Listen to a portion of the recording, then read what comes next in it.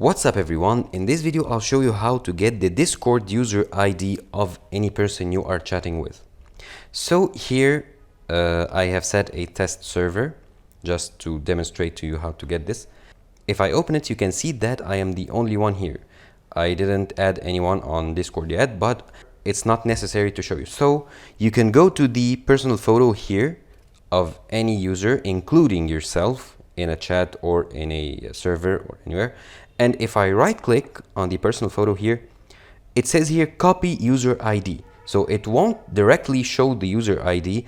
However, I can click on copy user ID and then paste it anywhere, like in a notes app or anywhere, and it'll paste the user ID and I can view it. Thank you for watching this video. Subscribe to Online Success and click on the video on the screen for more help.